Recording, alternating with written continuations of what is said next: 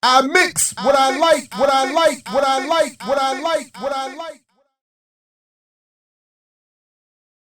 All right, folks, we're going to get started now. Nell Davium, a wonderful new faculty member in our department, we're very lucky to have. Introduce our keynote speaker, Laura Nader. Good afternoon. Good afternoon. It is my great pleasure to introduce our guest speaker, Dr. Laura Nader. Dr. Nader received her doctorate in anthropology in 1961 from Harvard University based on her fieldwork in the Zapotec community in the mountains of Oaxaca, Mexico. She is currently professor of anthropology at the University of California, Berkeley, and a member of the American Academy of Arts and Sciences. In 1995, Professor Nader received the Calvin Prize from the Law and Society Association for a lifetime of distinguished research on law and society. As most of you already know, Dr. Nader's storied career has included notable contributions to the discipline, especially through her work on law, science, and energy. Her 1990 book, Harmony Ideology, Injustice and Control in a Mountain Zapotec Village, has become a classic text and examines the legal system of the Zapotec and their use of harmony ideology as an insulating strategy against external powers. Her research on the topic of energy culminated in the edited volume Naked Science, Anthropological Inquiry into Boundaries, Power, and Knowledge, published in 1996, which examines the relationship between science and power. Most recently, earlier this year, Dr. Nader, in collaboration with Professor Hugo Matei of UC Hastings, published a volume called Plunder, When the Rule of Law is Illegal. Here, they analyze the way that the transnational rule of law in current times, as well as during colonial expansion, has led to patterns of global plunder of resources.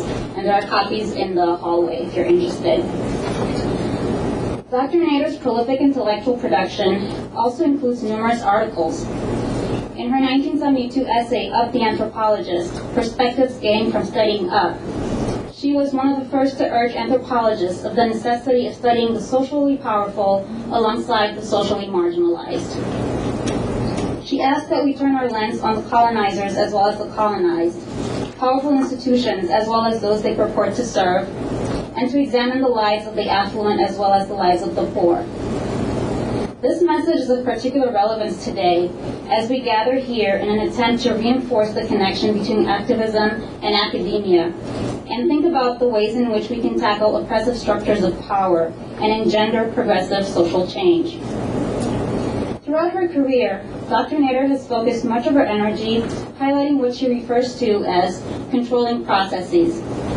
That is, the social and cultural mechanisms that result in the control of people's behavior, actions, thoughts, and lead them to act in predictable and constrained ways.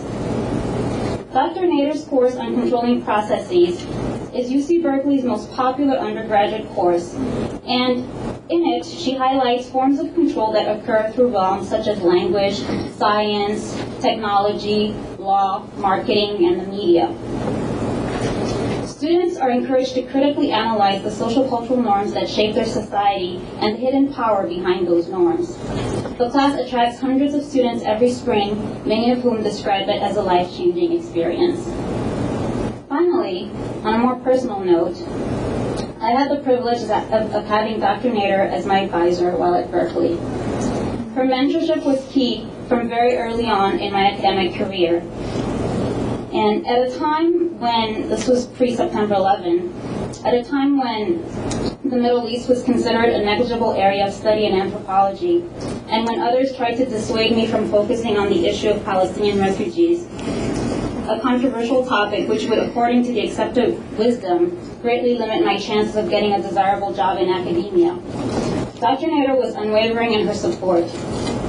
As someone who is not afraid to speak out and take a position on issues, even if controversial, she was instrumental in my ability to have the confidence to study a topic that interested me and that I was passionate about, rather than settle for a topic that would be safe or professionally strategic. One of the main goals of this conference is to think through and confront the mechanisms of power that engender social inequality and uphold the status quo. I can think of no better speaker to reflect on this topic than Dr. Laura Nader. Please join me in welcoming her to the podium.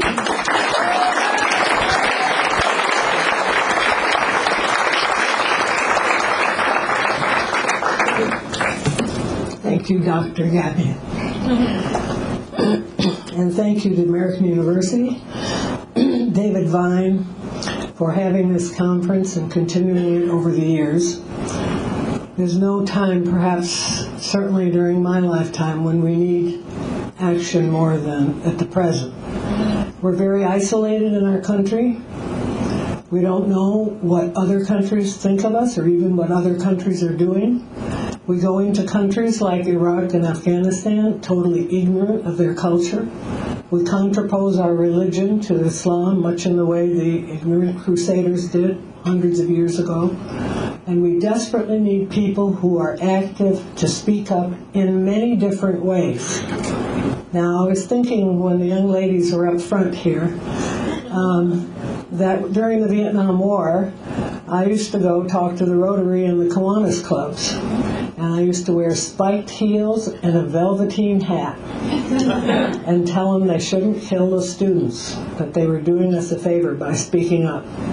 So there are many ways, inside and outside the power structure, to speak up and have a public voice. Now today I want to tell you a little bit about where I come from and what my motivations have been. I was raised in a mill town in Connecticut in the northwest corner. I went to school with immigrant children, new immigrants, Italians, Greeks, Syrians, Irish, German, Polish, all of whom were working in the factories of that mill town. However, the question of where they sat and how they were described is quite different from today. Because when people called each other names in those days, we used to look around and say, sticks and stones can hurt my bones, but names can never hurt me.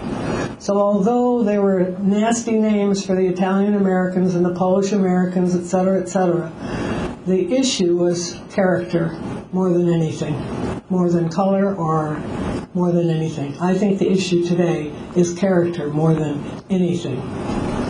So from that little town, I went away and went to graduate school and promised myself that whatever I wrote, I would write in such a way that my parents could understand and read it, which is very different from what you find today in postmodern anthropology, where I can barely understand the gobbledygook myself. And the most aggressive question you can possibly ask a speaker these days, would you mind translating what you just said in plain English?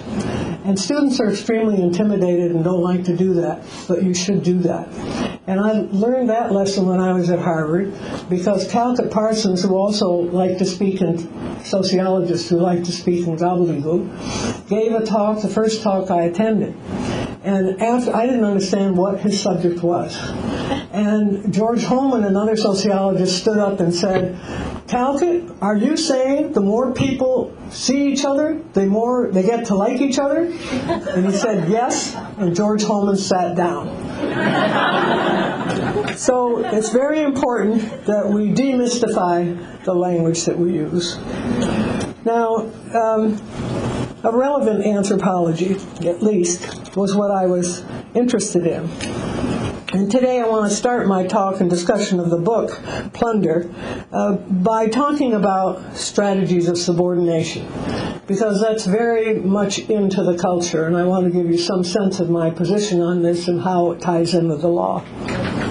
If you know anything about anthropological histories, you know that our texts are littered with strategies of subordination. Edward Said referred to this as positional superiority. These are strategies which have been part of the Euro-American techniques in dealing with other peoples, even within their own societies. The most conspicuous strategies were associated with the concept of progress. A progress is a recent belief which has appeared with the early industrializations in Europe and now has gripped the world. Kroeber once said, it is akin to religion and should be dissected and read as such. So because of this concept of progress, people were classified worldwide and internal to our own country in social evolutionary categories: savagery to barbarism to civilization. And of course, the people that were writing these texts thought of themselves as civilized, and they were writing about the barbarians and the savages. In spite of anthropological efforts to critique what was called unilineal evolution, the profession was and is complicit with newer strategies of subordination, those that followed those three categories. Modernization, for example, is a strategy of subordination, implying some people are not modern, although they are contemporary. Underdeveloped is a strategy of subordination to describe those who do not fit the Euro-American criteria of development. And other terms like ethnicity, which only some had as indicated by the use of hyphens: Mexican-American, Arab-American, but rarely Anglo-American, French-American, or Israeli-American. Now, one of the things that I had a colleague, John Agbu, who's Nigerian. When he came to Berkeley, you could hear his laugh from one side of the building to the other. He laughed from the bottom up. And I said to him one day, wouldn't it be interesting to have criteria for development dependent on how deep down in the stomach your laugh went? And as the years passed and he became more American, he laughed less. And by the end, he was just going, ha, ha, ha, just like the rest of us. So you could have criteria that totally reverse these criteria of subordination. Now, some of these criteria are filtered through the concept of lack. Islamic societies lack a law based on rationality. That was Max Weber's contribution, used today to justify subordinating Iraqi people, who presumably need a more rational rule of law, adumbrating colonial intentions. The Chinese, according to legal developers, even today, are said to lack a jurisprudence, if it can be said that they even have law, thus paving the way for a more globalized American law.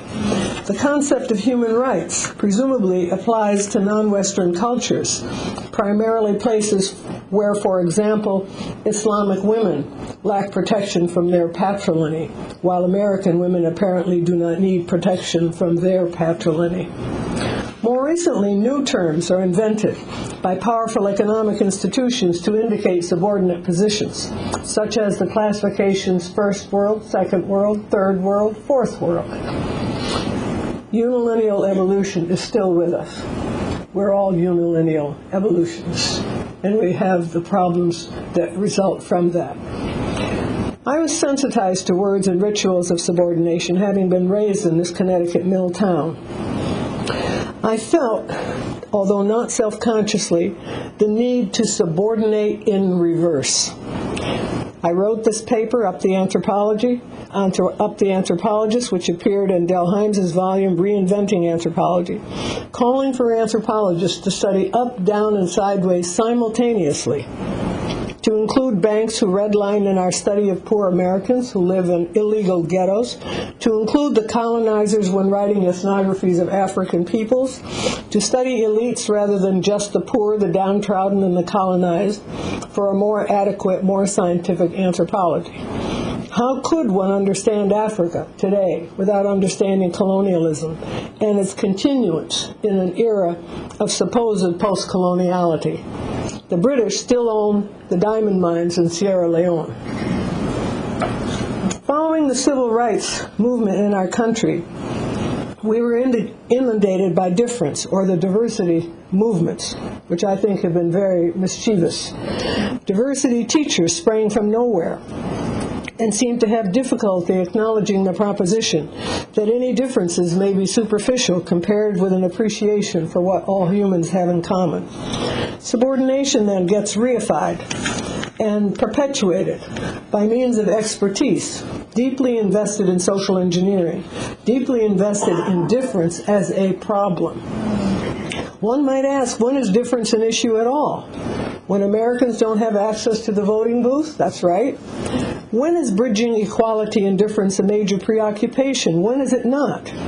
emphasizing difference to facilitate exclusion has long operated as a feature of control and domination, while ideologies of homogeneity ensure that we all drink Coke and that we all have similar consumerist tastes. So the question for me is, who benefits from difference or homogeneity? And where does coexistence or mutual respect appear? Europeans are terrified by Islamic immigrants to Europe, by the scarf, by the possibility of polygyny. If you look at the North Africa, were Egyptians terrified that Alexandria, Egypt, was overrun by Europeans in the last century? Not at all. In reverse, one science or science in the plural. I'm arguing we need to relocate our questions. The volume Naked Science that Dr. Gabion mentioned was about who suffers when one science tradition subordinates the other science traditions. We argued for science in the plural. Comparing Western science with primitive superstition is the old game, ensuring a generalized Western myth of superiority. But when you look inside the dominant Western science tradition, then Malinowski's science, magic science, and religion takes on a new meaning. As Edmund Leach suggested, we can ask, when is our science scientific? Hugh Gusterson and Joe Masco have enlightened us on this question in their studies of national energy laboratories and their impact on surrounding communities. And if you don't think that was hard public anthropology, you should talk to them. The scientists inside these labs also enlightened us because they knew the differences between practices of magic science and religion. In this instance of nuclear religion, people have suffered. We tested in the Pacific. People are born with all kinds of problems, if they're born at all, especially in the Marquesas. Anthropologists have also suffered to document the realities of nuclear legacies. They've put their lives at risk to enter into areas that are totally contaminated on the Marquesan Islands, in the Soviet Badlands, in the American West. Indigenous people whose lands and lives have been polluted and whose futures are endangered. This is all reported in Barbara Rose Johnston's Half-Lives and Half-Truths.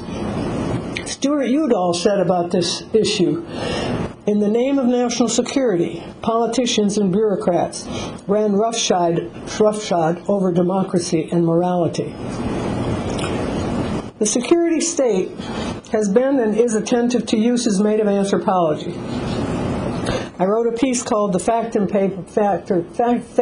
Factor about the impact of the Cold War on anthropology, and that was followed by David Price's work.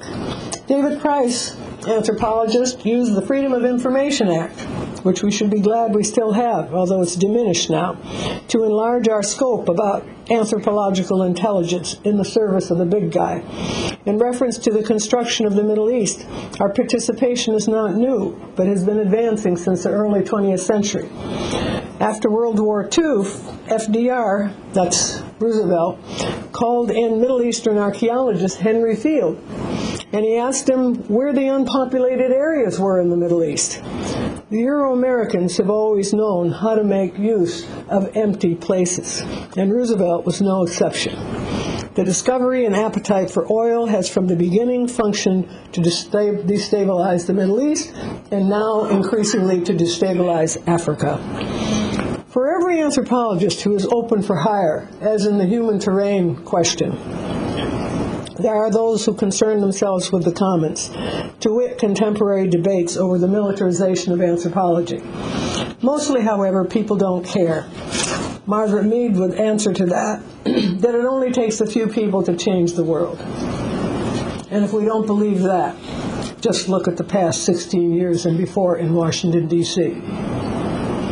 One of these days we might have a book fair featuring good, relevant, or public anthropology. I'd be sure to include the book Swimming Up the Tigris by Barbara Nimri Aziz, anthropologist journalist who documents the genocidal impact of 12 years of economic sanctions by the U.S., the UK, and the UN during the Clinton period, prior to the 2003 invasion of Iraq, loss being estimated at 1.5 million people. 1.5 million people, more than Nagasaki, Hiroshima. And we turned the other way, and we're still turned the other way. I would also include worked over The Corporate Sabotage of an American Community by Demetra Dukas, the story of what happened in Upper New York State when regional capitalism was taken over by hit-and-run corporate capitalism. Here's the story of the impact of corporate power on ordinary working Americans. These are the working people on whose backs the mighty American industrial machine was built, now suffering a century of social distress and discontent. Anthropologists should not simply look at communities in distress. We should indicate how they came to be in distress, linking the local with the national and with international transformations. That's what Nancy Shepherd Hughes is doing in her work on buying and selling body parts. Everywhere, the poor are linked to both military and civilian forces. This stance, then, strategies of subordination and reverse, is the opposite of studies that focus solely on victims and different from social welfare approaches. Rather, they link their subject to larger processes of change. That's what anthropology is good at, looking at Homo sapiens over thousands of years, once we developed enough surplus to have centralized states, to see where the human animal may be heading. Maybe we can gain some perspective. Maybe it will reduce our hubris. I'm in the process of editing travel accounts for a volume to be called What the Rest Think of the West. 600 AD to 2010, Japan, China, India, and Islam. The selections include the Chinese Buddhists, who in the 7th century went west to India, Ibn Fadlan, who went up the Volga in the 10th century, Mirza Abu Talib Khan to England in the 18th century, Al-Jabarti, the greatest of Arab historians, who wrote about Napoleon in Egypt, 1798. Napoleon, he said, who preaches freedom and liberty while practicing the opposite. The speech that Napoleon gave in 1798 is almost exactly like Bush's speech before he went into Iraq. These people traveled when the East was the world, before Western notions of superiority took hold, and they have a good deal to teach ourselves, both good and bad. Most engaging, perhaps, was Abu Talib's observations, comparing Indian and European liberties, both juridical, legal, and gendered. He was unconvinced by the boasts of English liberty, and he found it difficult to defend the corruption of the British courts. After discussing the terrors of the British legal system, he got embroiled in a case over some tailor who had taken him for a ride. He drew a comparison with the Calcutta courts, saying they're not much better. But his critique was ultimately very constructive and very modern. He suggests that lawyers like judges be paid by public funds in order to eliminate incentive for financially interested delays. In addition to his critique of English legal liberties, he draws comparisons between the liberties of Indian and British women in an attempt to vindicate perceptions of Asian women. Not only does he refute the notion of the oppressed Asian woman, he proposes the bolder claim that they actually have more liberties compared to the European woman, and I can resonate to that. Finally, although his book is about travels, he says he cannot pass over this opportunity of freely expressing his sentiments with respect to the establishment of British courts of law in India. He points to some of the problems that arise when an English way of life is translated into an Indian context. He takes a supposedly universal principle, law, and shows how it can be utilized in a way that is not universally beneficial, indicating that it is untenable to impose one way of life on another without causing major disruption. Now, all of this basically led up to the writing of the book Plunder, When the Rule of Law is Illegal, which I did with my Italian colleague Ugo Mattei.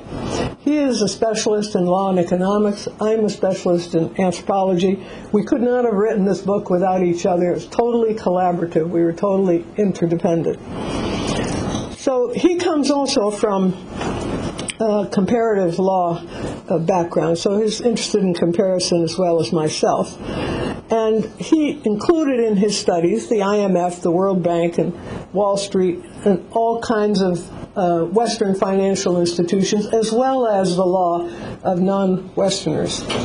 We both had independently written articles about law as the frontier illegalities or law and empire. And At the outset, we thought that our story would be one of discontinuities. It was about the last 500 years of Euro-American expansion. We didn't find discontinuities, we found continuities. The rule of law was, from the beginning, and is used to camouflage propaganda from the very start of Euro-American expansion to the present. After all, Columbus took a notary, Rodrigo Escobedo, along on the Santa Maria when he came to the New World. Why would he take a notary along if he didn't intend to take the take? Parallel to Columbus, President Bush sent Paul Bremer to Iraq on the pretext of taking rule of law to Iraq after the original notion of weapons of mass destruction was found to be a lie. And at that time, there was in the newspapers, you have to see this, it's just amazing. You see one newspaper after the other saying we must take the rule of law to Iraq. Well, the rule of law was in Iraq. They had a dictator who wasn't implementing the rule, but they had the rule of law. And they had more than one rule of law. They had tribal law, customary law, Islamic law, and state law. And they were interwoven with one another, and they had a division of labor. But we were going to take the rule of law to Iraq. And so went Paul Bremer, who was not sent by the Congress, but friend of the president, and they wrote 100 edicts in the first couple of years. They're all online, you can read them. And when I saw those edicts, I thought, this is what's been happening for 500 years. Not just Anglo-Americans, the Spanish did the same thing, the Portuguese did it, the Italians did it, the Euros all did this. Justification for the take was rule of law. And as long as you say rule of law, and in this country we talk about law and order, well, let me tell you, where did this idea come from? John Locke in England, 1698. Emmerich de Vattel in Switzerland, 1798. Articulated plunder by means of law. This is what Locke said. As much land as man tills, plants, improves, cultivates, and can use. That means if you can do all those things, you own the land. De Vattel talked about empty lands, terra nullius, and he said, the earth belongs to all mankind. Sounds good. All men have a natural right to inhabit it. Sounds good. All men have an equal right to things which have as yet not come into the possession of anyone. Okay. When, therefore, a nation finds a country uninhabited and without an owner, it may lawfully take possession of it. In connection with the discovery of the New World, it is asked, he said, whether a nation may lawfully occupy any part of a vast territory in which are to be found only wandering tribes whose small number cannot populate the whole country. We are not departing from the intentions of nature when we restrict savages within the narrower bounds. So only if you know really how to use it, and only if there's somebody there. Of course, when they came to the New World, they found wandering tribes, but there were more than wandering tribes. And the archaeologists were complicit with de Vattel, unfortunately. Cahokia, how many of you have heard of Cahokia? Major site on the Mississippi. And it was only rediscovered recently by archaeologists because they were building a highway through the area. This was a major urban area with a population larger than London, larger than Paris, and only smaller than Istanbul of that time, 12th, 13th century. There were people in the New World. There were people all over the New World. But I'll come back to that in a minute. I want to just intersperse some of these things. Let me go back to Paul Bremer, because it's one piece. It's a recipe for stealing, basically. It's amazing, because it works. That's what's amazing. And we're trying to figure out why it works, as was Edward Said. Paul Bremer, 2003, gave preference to U.S. corporations. Sampling of most important orders begin with number 39, which allowed for the privatization of Iraq's 200 state-owned enterprises. 100% foreign ownership of Iraq business. national treatment of foreign firms, unrestricted tax-free remittance of all profits and other funds, and a 40-year ownership license. Plunder. Order 40 changes the banking sector from state-run to market-driven system by allowing foreign banks to purchase up to 50% of Iraqi banks. 17. Order 17 grants foreign contractors full immunity from Iraq's laws. Injured parties must be brought to the U.S. under U.S. laws, and as in the time of the U.S. Court for the District of China, etc., etc. In everyday terms, the Bremer orders deny Iraq the ability to give preference to Iraqi companies or employees in reconstruction. That's what the fight is about now. With regard to Iraqi oil, U.S. Executive Order number 13303, May 2003, later reaffirmed, revoked international environmental protection for oil spills or other ecological disasters, granting blanket immunity to U.S. corporations that gain possession or control of Iraqi oil or products. The Bremer orders were illegal according to international law. They violated the Hague Regulations of 1907, the companion to the 1949 Geneva Convention, ratified by the United States, both of them. And under international law, an occupying nation cannot transform a defeated society into its own likeness. And as if there were not enough, it turns out that no law or presidential directive ever established the status of Mr. Bremer. So, one or two more things. Complicity of anthropology. I spoke at the beginning about strategies of subordination. How many of you know who Julian Stewart was? Right, he was an social evolutionist. And he had categories, right? What was the first category? Band, tribe, nation, right? Social organization in the New World fell into band, tribe, nation. Sounds innocuous, right? Who cares? Listen to what was made of that. And this is in our book. This is the plunder of Native American lands. 2 years ago, the Paiute, 2 years ago we're talking, a Great Basin Shoshone tribe were part of a claim. The land in question dealt with some 300 million plus acres of land acquired by the U.S. government without compensation or treaty agreement. The strategy of the government was to deny title to Indian plaintiffs on the grounds that they were not organized societies. See where it becomes important? And if you're not an organized society, you can't own land. Julian Stewart's categorization of the Shoshone corresponded precisely with the picture favored by the Department of Justice. His evolutionary logic was a line of reasoning much used in colonial law under the British, the terra nullius. More than that becomes interesting that we found out just a few years ago, Canadian researchers, guess what? There was a new category added to the bottom of that category that was in the textbooks. It started family, band, tribe, nation. And families don't own property because they're unorganized, according to the American law. So stuck at the family level, not a band or a tribe, let alone a nation, the Shoshone had not achieved a level of socio-cultural integration that had institutions that could hold title to land, a position favorable to the Department of Justice and consistent with the doctrine of empty lands, terra nullius. It just so happened that Stewart was finishing his stint as an expert witness for the Department of Justice over a 7-year period, and it may be that that's what had influenced his position on adding this one category at the bottom, this litigation, so that, in fact, the Department of Justice could win its case.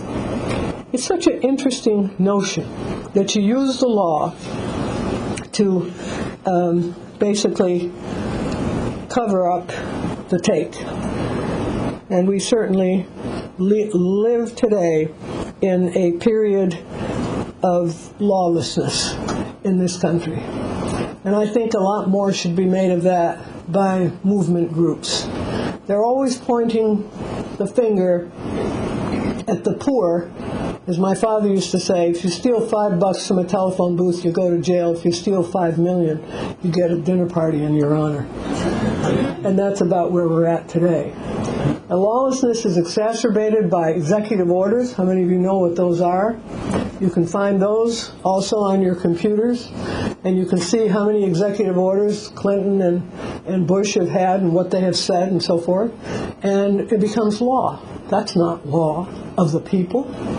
That's monarchy, for goodness sakes. So people should understand signings, they should understand executive orders, and they should understand where it's taking the country. That's a story that deserves itself. We live in a time of raw lawlessness. And our book tries to document this at several levels. We call plunder the robbing of goods and property by force. And we talk about when the law can be said to be illegal and when it can be legal. And when it is applied criminally, arbitrarily, without legitimacy, and when legislators are co-opted, as they were with WTO and NAFTA, that can be said to be illegal law. In the New World, we've had these continuities up to the present time. In Ecuador, Peru, Colombia, the fight between oil companies and the indigenous people over oil, and the fight in the future is going to be over water. That's the new oil. Now, we don't want to leave people very pessimistic with all this, as if that's all the law can be. And in fact, the Life of the Law book that I published a few years before was all about the good things that come from the law. That if you enable the subordinate plaintiff to search for justice, then you can get 8-hour days, workplace improvements, and so on and so forth. We have the best tort law in this country, in the world. And everywhere I've lectured, from Brazil to Italy to everywhere, people always come up to me, lawyers, and say, who's written on what should I read about the American tort law? And they've been taking it apart for the past 15 years. Something we can be proud of. We achieved many things through law in this country, not the least of which is ending slavery and the woman's vote and so forth, and the worker place being the most important. But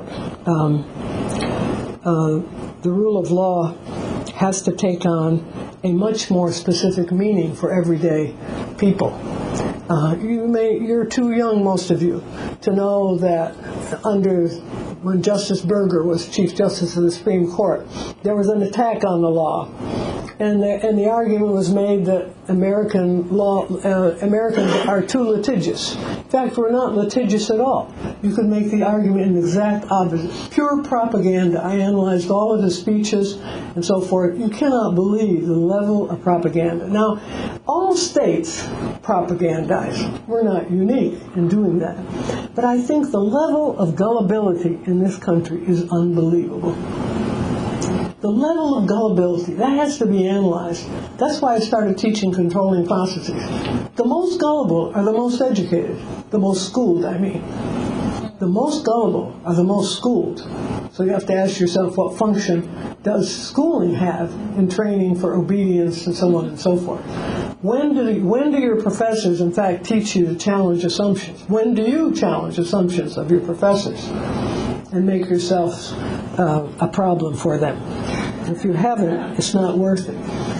My papers over the years have many times gotten forked reviews. Fantastic paper, terrible paper, don't publish.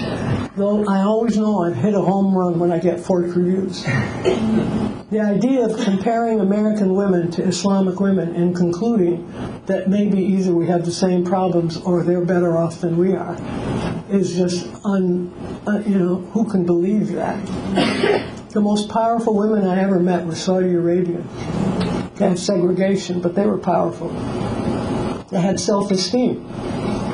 They did have self-esteem. I tell the story of a woman who brought her children here to escape the bombing of Beirut.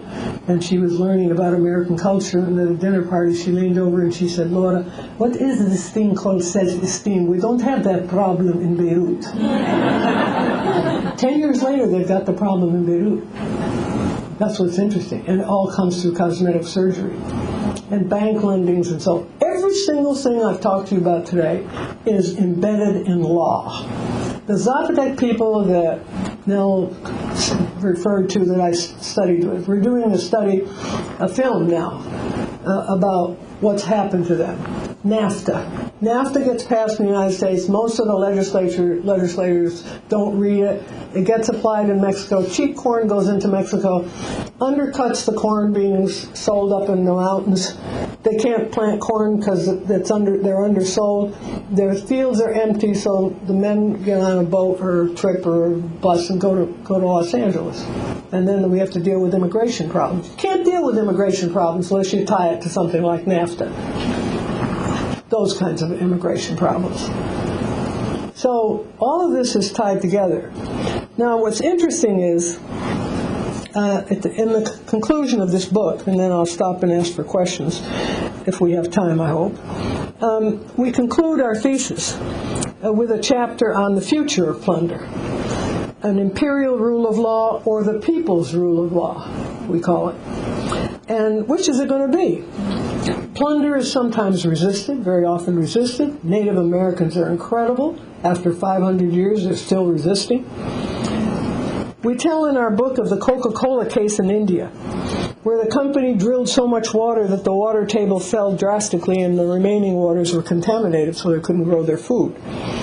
It tells about the state law and the local law gyrating. Protesters sparked national and international solidarity. Worldwide. They raised that whole question of Coca-Cola worldwide. You've got a Coke machine downstairs because the university has got a contract with Coca-Cola. That's disgusting. I mean, after you read this chapter on Coca-Cola and so on, and you're still drinking Coke, then you don't know anything about resistance. In China, there is what they call rightful resistance, because a lot of the companies that are going into the hinterlands are polluting the water supply. The Yangtze River, they used to fish they used to drink out of the river, they used to fish they can't do that anymore. The stuff is polluted. So guess what happens? Aggrieved individuals, unable to use local law against large companies, turn to state offices to bring their lawsuits. One doctor in the hinterland in China was inspired by the Hollywood movie Erin Brockovich, and he was going to do the same thing in China. It was an amazing story. So there he is resisting. Oaxaca, Mexico, there's a popular assembly, APPO, working for the juridical refounding of a new state form. Throughout Western history, the use of law is double-edged, with plunder being the strongest edge, but there is resistance. And today in Mexico, there has been, which you don't hear about in the press here, a teacher strike. They haven't opened their schools yet. What's the issue? The issue is, in Mexico, teachers have a social net. They have pensions, and they have medical care, and they have all the things that everybody in Western European countries have that we don't have here. And they want to change the school system. They want to take that away. They want to institute leave no child behind type junk. Standardized tests and all that. And the teachers say we're not going to stand for it. From one end of Mexico to the other, they haven't opened their schools. It's November now. That takes stamina. You think we could get Americans to ever do anything like that? American teachers and the parents of the kids and so on? Until we think we can do something like that, we can really do nothing. So I have to tip my hat to the Mexicans, in spite of the fact that now there has been a lot of desaparecidos, which also doesn't appear on our radios or in our television. So this isn't fun and games. Our book basically takes the long pedigree of rule of law, which is portrayed as a good thing, and who could say it's not a good thing, right? Rule of law, and trying to point out that we have to differentiate between a good rule of law and a bad rule of law, a rule of law that's illegal.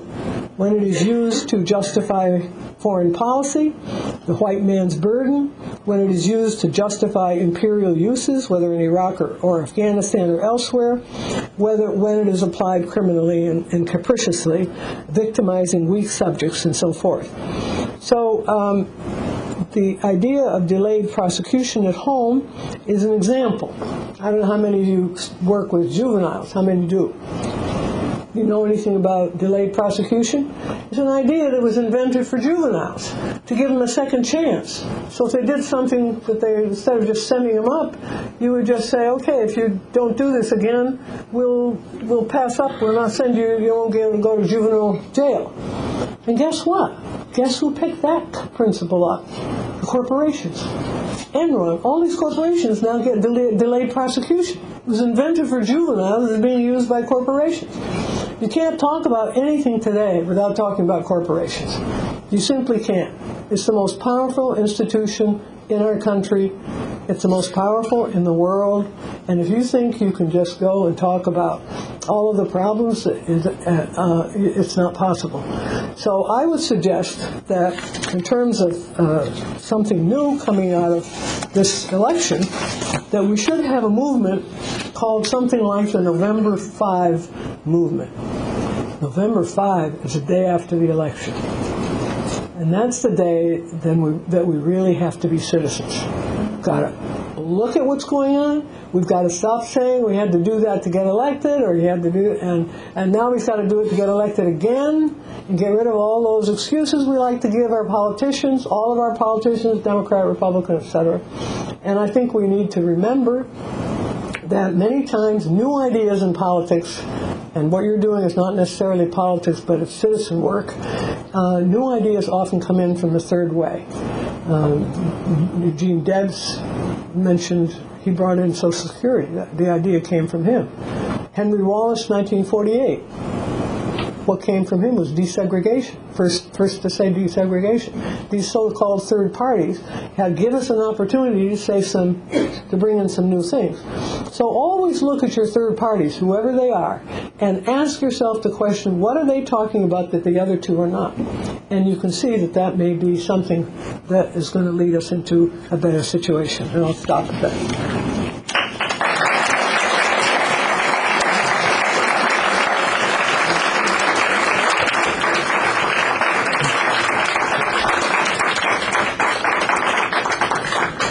Questions? Anybody? Yeah. I have a question about the power of executive orders, because I work with environmental justice activists, and one of their big complaints has been that an issued an executive order back in the early 1990s that hasn't been enforceable, and it was an order that was calling for environmental justice in federal agencies.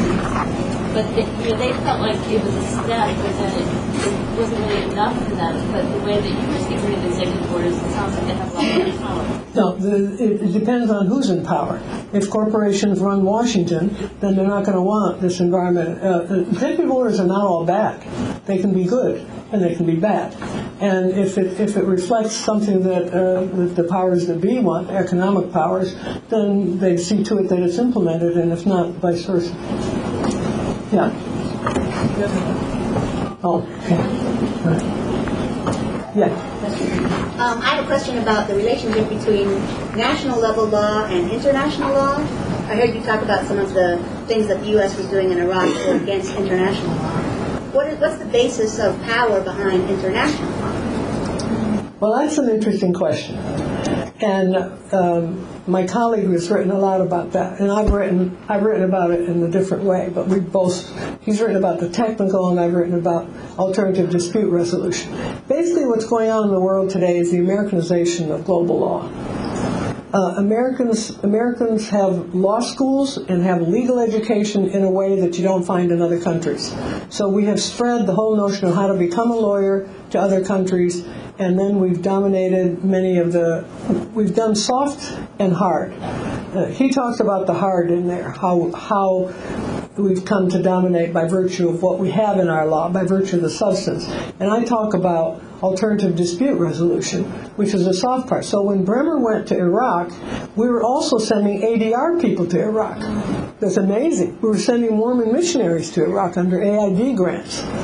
And so we were doing both ends, alternative dispute resolution and, Americanization of state law. There's an interesting book on the international questions called A Just World by a woman named Jones. It's really a very interesting book. You might want to take a look at it.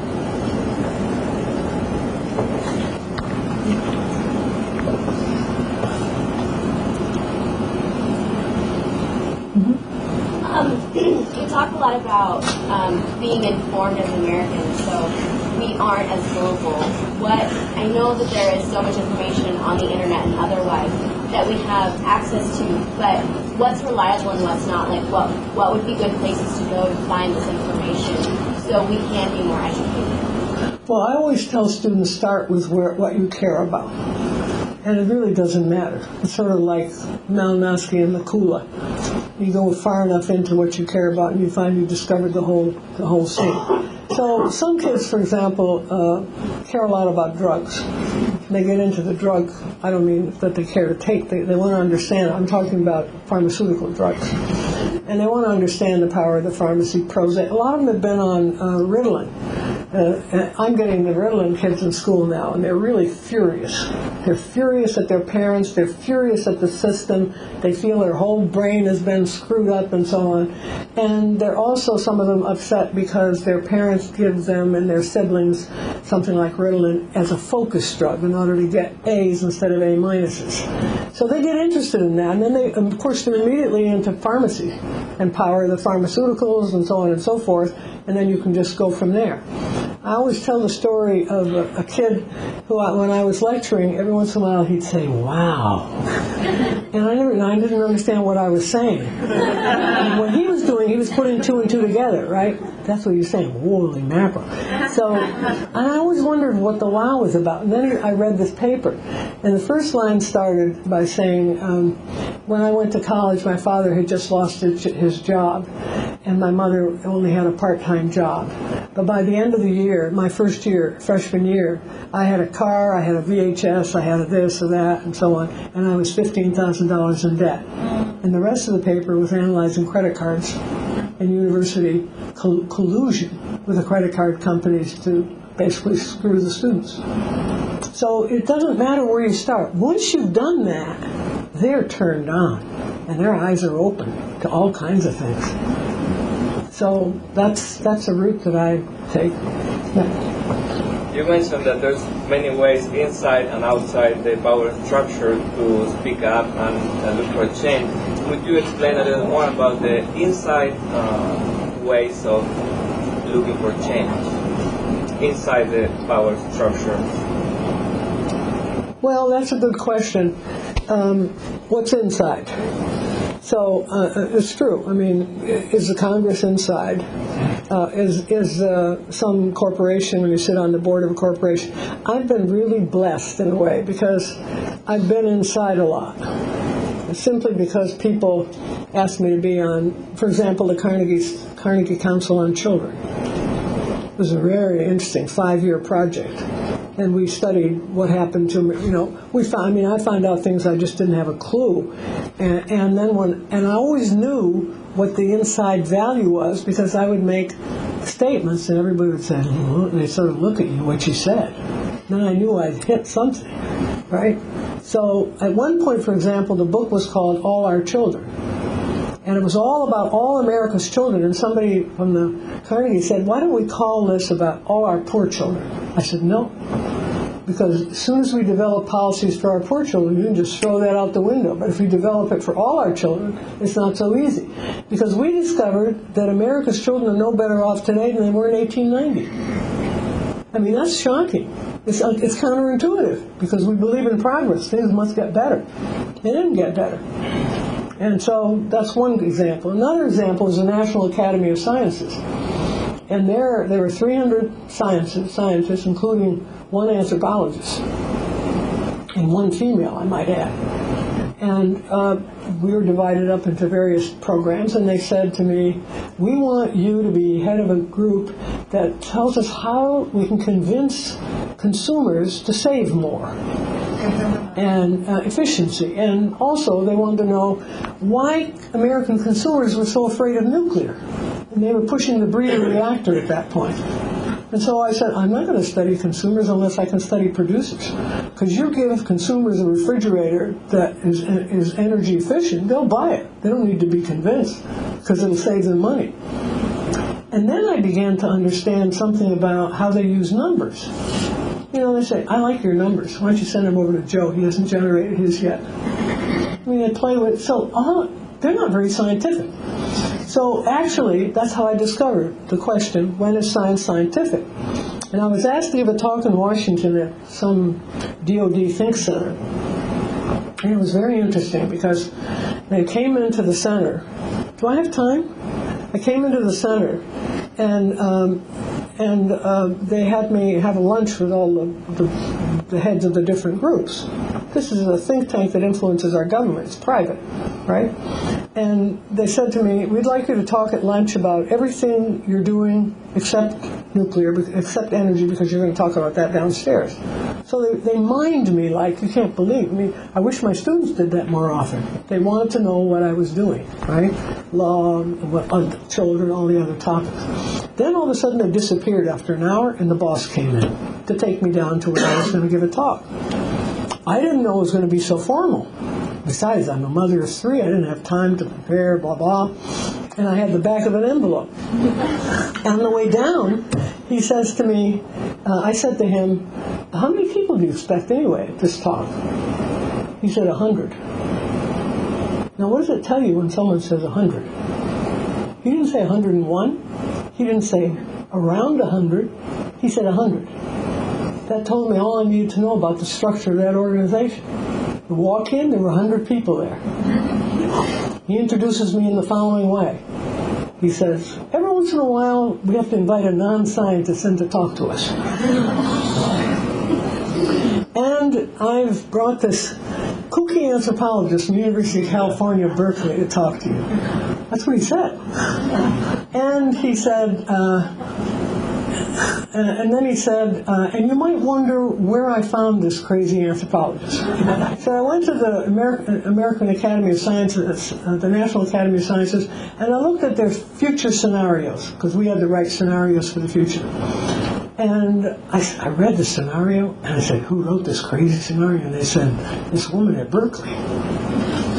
And I introduced you to Laura Nader. Well, now, you know, that's when your upbringing helps. I remember walking up the hill with my father when I was a kid, and he's saying to his 2 daughters, one on either side, don't ever tip your hat to anybody. You can learn from the King of England and the garbage collector. That is, he put them on the same par in terms of teaching you what you might want to know. So you think I was going to be intimidated by that? All of a sudden, the whole thing struck me as funny. And off the back of the envelope, I gave this talk. They had more requests for that talk than any talk they'd ever had, because I was talking about the scientists, and they were in the audience, and they were laughing their sides out. And that article was published in Physics Today. Then it was republished in Chemtech.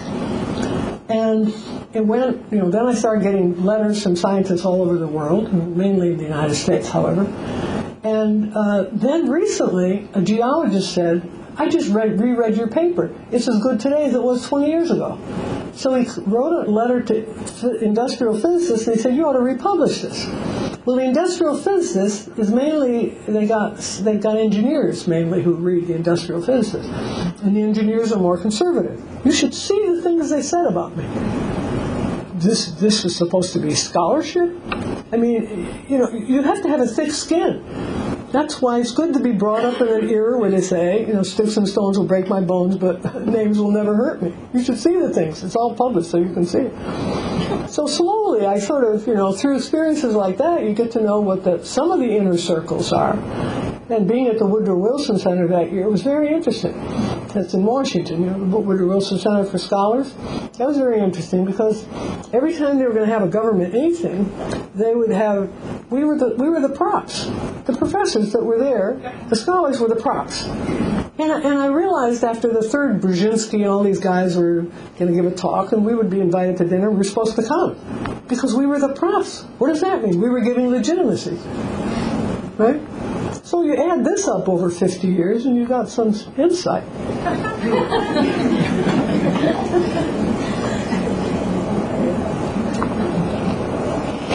Yeah. In a few days, we have an important event here in America, and a lot of us have an awful lot of anxiety about this moment in our history. As an anthropologist, you mentioned that you expected to find discontinuities in your studies and instead found great continuity. Are we at such a fundamental discontinuity No. as some of us feel, or is this just part of the flow? It's going to be part of the flow. And I say that because a revolution occurred in this country that people were unaware of. In fact, only 2 people called it a revolution. 1980. Reagan said it was a revolution that he was causing, and Ralph Nader said it was a revolution. And it hasn't peaked. It's going in one direction. And we're the only superpower in the world.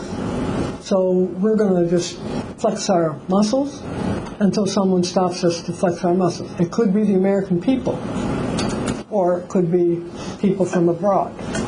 But I think if we think, we're kidding ourselves. If you want a good president, and you want him to do what you want, whoever is elected, and if it isn't the obvious selection, there probably will be a revolution, a people's revolution in this country. But if it's the obvious selection, the best way to get the best out of them is to hound them. Tell them what you want. Tell them what you expect. Don't just sit around and do nothing. You have to tell them what you want, because the other people are telling them what they want. They're saying, we want you to go to Afghanistan because we want to sell more tanks. We want you to get into Pakistan because of whatever that money that'll bring. The military-industrial complex, for God's sakes, that was a Republican president, Eisenhower. It's playing itself out. And it could be saved, presumably, by a huge recession, depression.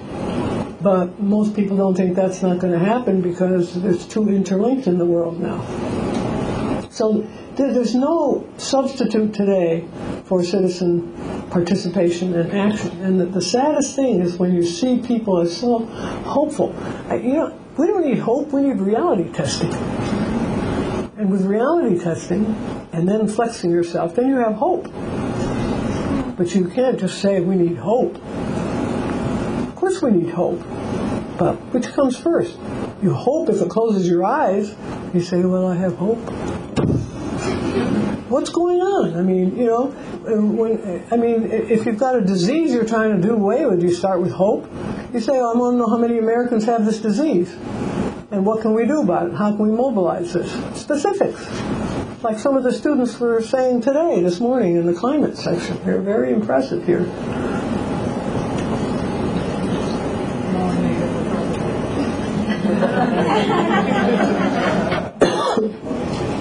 Don't underestimate the importance, I don't care who you vote for, but support third parties in debates.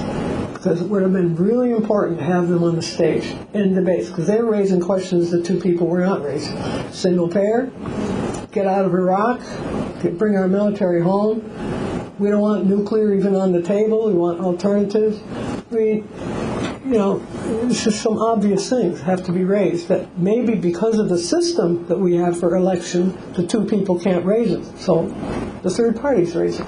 It's a helping hand, actually. Yes, sir. When you were talking about globalization, you were talking about things like Coca-Cola company over there, and it was polluting the water, so they could force them to buy Coca-Cola and things like that. But how much ideology and impact is globalization having on the rest of the world? How fast is it growing to make the world a lot smaller, and how fast is American ideology growing across the world? And what kind of impact is it going to have later on? It's had a huge impact in the world. And it's come about, first it happened here, a certain kind of industrial system. a certain kind that requires use of more resources that eventually we're going to have. And then we passed it in a book, a very interesting book called An Irresistible Empire to Europe. And then we passed this around the world. Let me take one example that shows, maybe illustrates. And this has to do with, what do you call it? Cosmetic surgery. Iran, okay? It's an Islamic country, supposedly conservative, etc.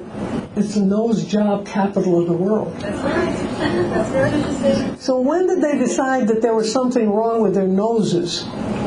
When did the Chinese decide they wanted to change their eyes?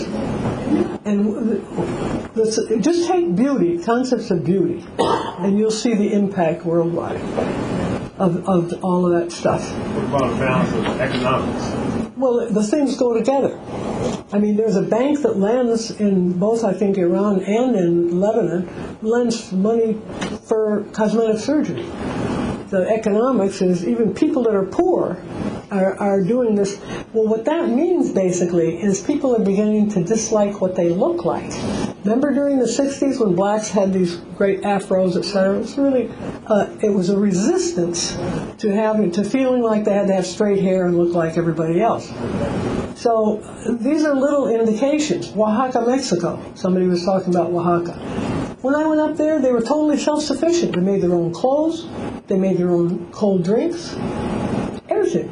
Because they had no road. They couldn't bring it in. So it was a problem to bring it in. Now it all comes from the U.S., China, Indonesia, everywhere but there. And so what came, and the government comes in now. They've taken over the local government of these Indian autonomous, and they're furious.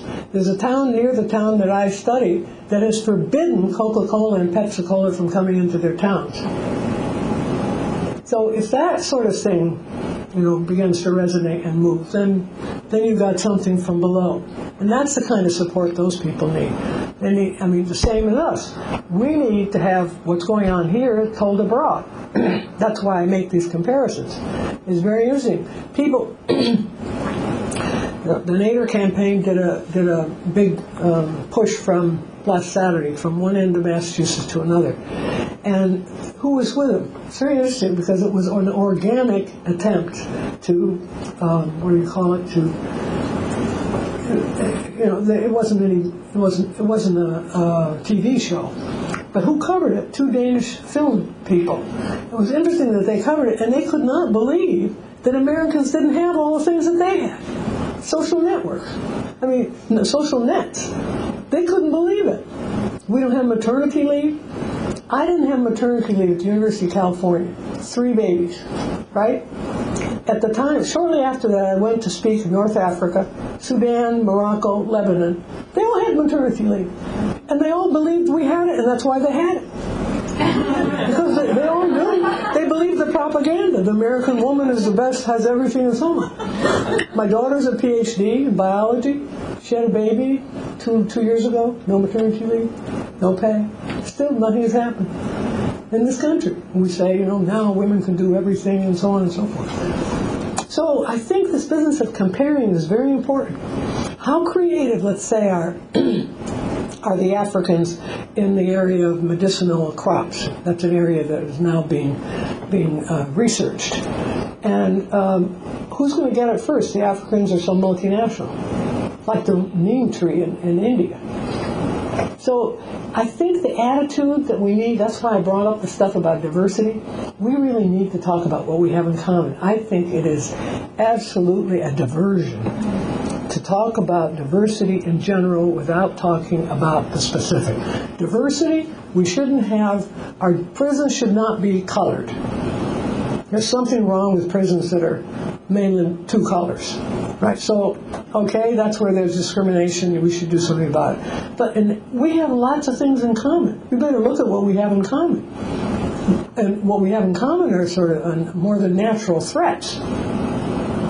There are other kinds of things. Survival, that's the big issue. Planetary survival. Some people, the ecologists, give us 100 years. We don't have to worry about any of this stuff. It's happening very fast.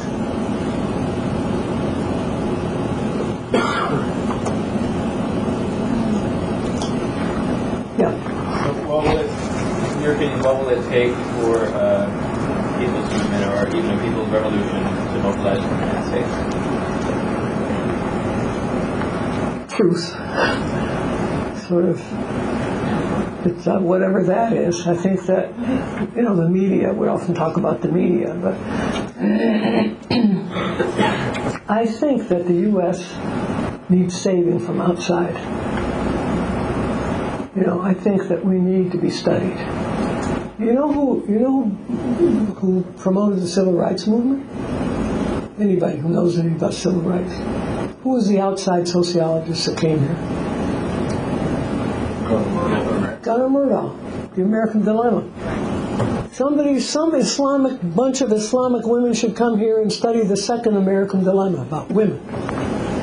American women are in trouble. We have not gained as much as we think we've gained, but we need an outsider to talk to us about it, to describe it. The poor. What if we have somebody from, let's say, 5 different African countries come to study America's poor? It's counterintuitive. Patterns of subordination strategies in reverse. Gunnar Myrdal had an impact. People saw the country, saw the situation. They didn't see the situation. They didn't see discrimination. They just didn't see it, literally. They just didn't see it. They just, And he pointed it out. He was a Swede, an upper-class Swede sociologist, and paid for by the Carnegie Corporation, so it had some status. Came here and told us what the American dilemma was, race-wise. People were shocked. He told us what we had in our midst. So maybe we need to be saved from the outside, partly. People reporting on us. Yeah. You mentioned that you feel that there's a lot of lack of awareness of issues in America that kind of hinders us. Do you feel that our nation is a victim of its own success? Open markets equal jobs going overseas. Freedom of information provides a mass of information which corporations can use to lobby for their own interests, spend money to have someone sit there do email blasts all day.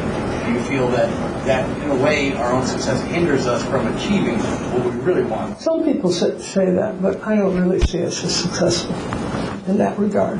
What would be your measure of success? Social progress, not technological progress. It's interesting because the book that I wrote that Nell talked about, Harmony Ideology, was partly inspired by the fact that after the Civil Rights Movement and all the movements of the 1960s, the powers that be got a little nervous about litigiousness. Certain people were going into the courts that had never used the courts before, which it isn't that we had more litigation, we just had different litigation. The poor were litigating, the women were litigating, the blacks were litigating, so we have to do something about it. So what they did was they invented alternative dispute resolution. Alternative dispute resolution is a form of harmony ideology that basically teaches people they shouldn't be contentious, shouldn't have opinions, they shouldn't make judgments. Why not? Why shouldn't you make a judgment? Especially, you have to back it with something, but what's wrong with making a judgment? And this is where I think non-schooled people are still have possibilities. I love, one of the things I wanted to study, which I never can because they closed it last summer, was Fontain's Basement in Boston. How many of you have been there? Yeah, it was a great institution. And I used to love to go and hear what people had to say. And I remember this woman tried on a dress. She was with another woman. And she looked at her friend and she said, this dress makes me look fat. And her friend said, but you are fat, Mary.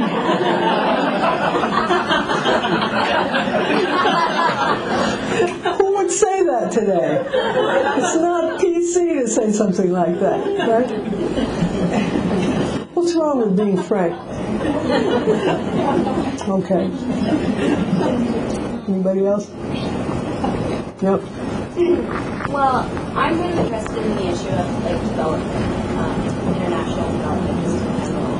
And America has taken a lot, stance in going abroad and trying to develop other countries. And I don't mean just the government throwing money or whatever, but non-profit organizations that go into other countries how much is poverty just perception, and how should we be going abroad at all and trying to help people? Or, you know what?